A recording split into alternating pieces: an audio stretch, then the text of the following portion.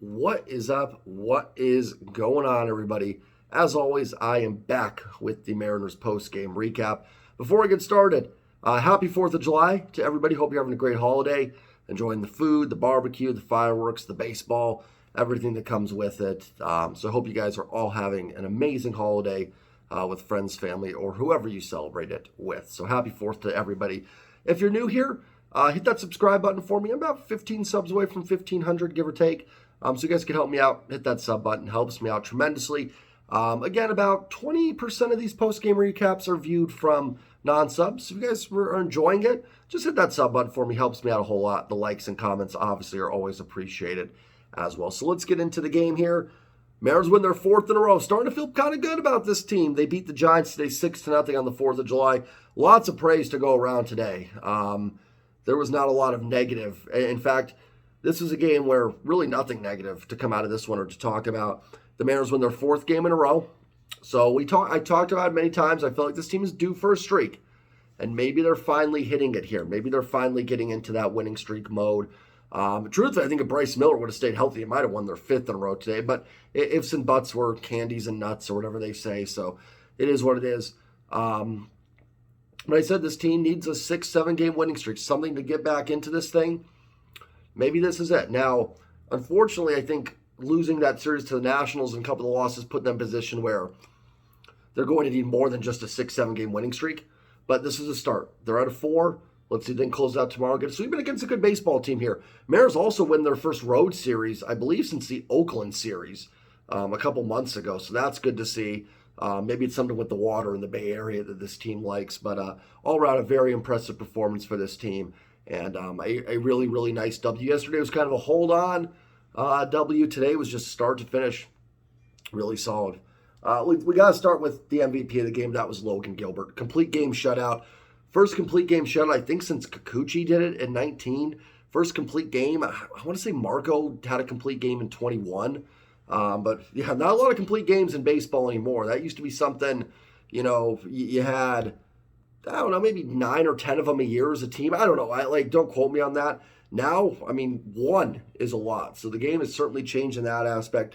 Logan was absolutely outstanding. Only threw 105 pitches, 73 strikes, 5 hits, no walks, 7 strikeouts. Just a phenomenal performance from Logan Gilbert. Not only was it a great performance that helped the Mariners win the ballgame, also helped save the bullpen. Paul Sewald had pitched 3 days in a row. Munoz had pitched 3 out of 4 days, so they all get a day off. And remember, there's no more off days between now and the All-Star break. So that's huge to get these guys any breathing room or any days of rest they can before the All-Star break. Also, real quick, just want to apologize a little bit for, not apologize, but the background. It will be my sports memorabilia stuff. My wife and I have made one of the bedrooms into an office. So right now, we're just, her side is set up first, working on my side. So I'll be over there here soon. So my sports memorabilia stuff will be back up soon. This is just a temporary setting for me to do the videos. But yeah, Logan, absolutely outstanding today.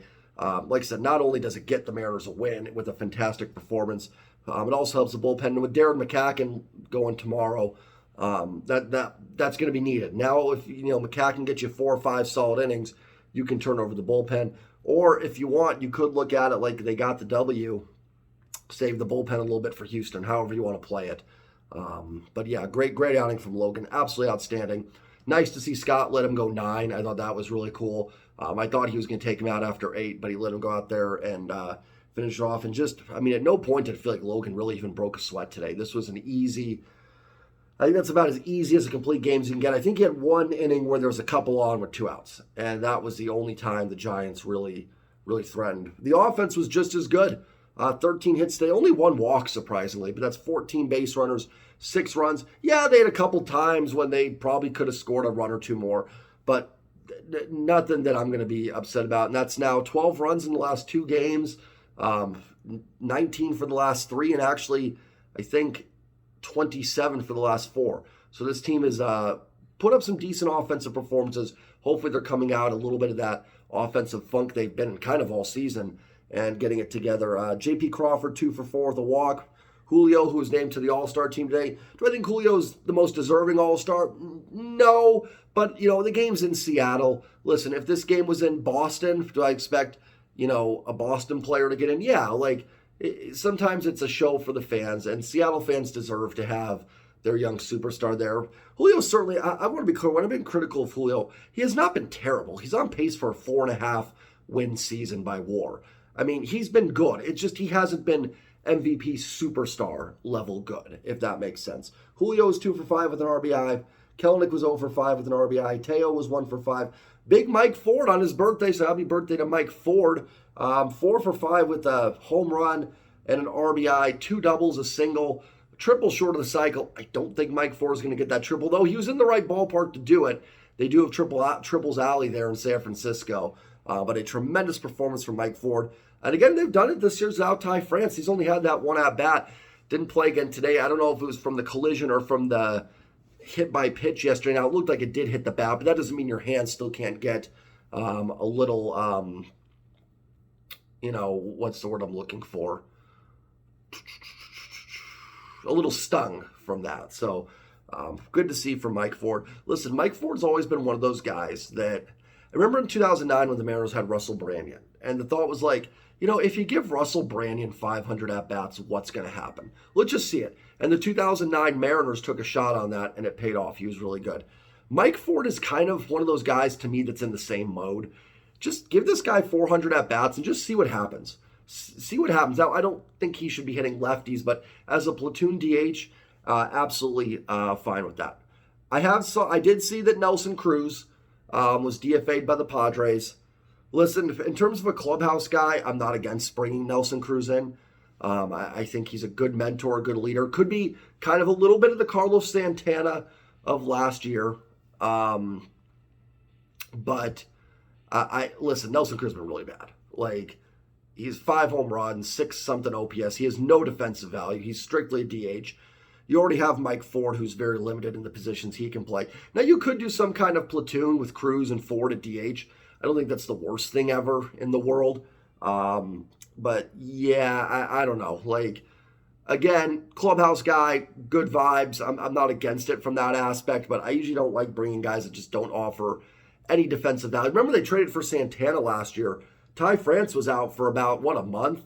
So a lot of it was like, hey, we've got a new first baseman DH. You're not dealing with that right now. Again, not against it. I'm not against this team doing anything they can do to try and get better. But honestly, I wouldn't even project Cruz to be that much better than AJ Pollock going forward. At least Pollock gives you some defensive value. So I'm going to pass on Nelson Cruz, but I also understand it for people that want it. I do get it. He has not been good. Like it's just, you know what I'm saying? Like, he's just not been a good player this year. So, I mean, if you're looking for someone that's going to really spark things, that's probably not going to do it. Gino was 1 for 4. And the next guy I'll talk about, Tom Murphy was 1 for 4. If you're really looking for a right-handed DH, I'd rather just give those at-bats to Murphy, if anything. Colton Wong 0 for 3. And then AJ Pollock, nice game, 2 for 4 with a single and a 2-run home run. Good to see for him. Ford hit his 7th home run. For Pollock, it was his 5th. So offensively, the wealth was spread. Only Kelenic and Wong didn't record a hit in this game. And Kelenic did have an RBI. Just a solid game all around for the Mariners. I do find the losses are sometimes easier to talk about because and this was an all positive win. There's just not a lot of negativity to bring up. There's nothing I can really be critical of in this game. I will say, and this isn't about the game in general, but I will say, like, it does show how it's hard to make up ground. The Mariners are still 5 games out of a playoff spot. Now, they have made up some ground on Texas. They have made up some ground on Toronto, who I know was losing last I checked. Boston and the Angels. So they have made up some ground on teams they need to pass, and that's good. But it does go to show how hard it is sometimes to catch teams. And they also have made up some ground on Baltimore. Baltimore's the number 1 wild card. They're 7 back of Baltimore. And they still play Baltimore one more time. So that's not a bad thing for Baltimore. Maybe comes back down. We'll see. The Mariners, I think, actually have a better run differential than Baltimore this year. So we'll see what ends up happening there. But it does go to show how it can be tough to make up ground. It's not, I think people sometimes get this notion ahead, we're 5 games back. Just win a few in a row, you're right back in it. The Mariners have won 4 in a row, and they're still 5 games out. So it sometimes takes like a 13-3 stretch to make up that 5 games. Even that, I wouldn't guarantee would do it. So this team has still got some work to do. I said that 6-7 game winning streak. Unfortunately, some of the way they played against the Nationals, I think, kind of forced them where they're going to need a little bit more than just that, but it is a start. And a chance tomorrow, if they can pull off this sweep, to get back over 500 going into Houston. And maybe you can win a series there and go into the All-Star break with some good momentum. Maybe you're 3.5 back, something like that. And I think we'd all take that right now with how this team has been. So it's been a real positive series for the Mariners. Pitching's been phenomenal. Offense has had not only some big hits, but some clutch hits as well. So really good to see against a Giants team that I know they've now lost 4 in a row, but they are not too far removed from a 10-game winning streak, and they've been playing some pretty good ball. So, a nice series win. And again, what's one thing I've said about the Mariners, and I said it before the Tampa series, they don't have a series, they've not had a series this year that they've won where they kind of went as underdogs a little bit. Maybe the Houston series, but even that one, JP France was making his first start, and then Belak was making a start. I'm not convinced the Mariners were necessarily big underdogs in that series. And then did Altuve play? I don't think Altuve even was back yet. I'm not sure. I don't remember. But they have not had a series where they've gone in as underdogs and stepped up and won. I talked about it. I thought maybe the Angels series a few weeks ago was going to be that. Go into Anaheim and win. Go into Texas, surprise them and win. They haven't done it. But the last 2 series, they have. They beat Tampa Bay 2 out of 3, a team that's been much better than them this year. They took care of business, lose the first one, win the next 2, and they go to San Francisco, a team that's, I think, in a playoff spot they began. They were at least tied for a wild card spot. They'd be in a 1-game playoff, and the Mariners win the series. So that's now 2 series in a row that this team has won, where they were probably the underdogs in the series, for lack of a better term there. And they've taken care of business. That's good to see, too.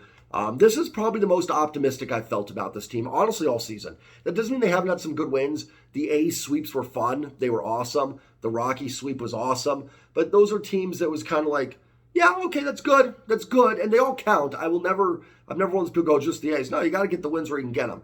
But these wins feel a little different. These ones feel like we're getting a little bit more 2022 Mariners than we've seen recently. And that's really important and good to see. So this is probably the best I felt about this team all year. And I think if they win tomorrow, I think 5 is their longest winning streak all year. Actually, excuse me, I think 4 is. So 5 would be their longest winning streak. So hopefully McCacken's up to the challenge. Hopefully you can get 5 solid innings out of him, turn it over to the bullpen, and see what happens if you can get out of San Francisco with a sweep. But I also wouldn't be against, that Houston series is more important for playoff positioning.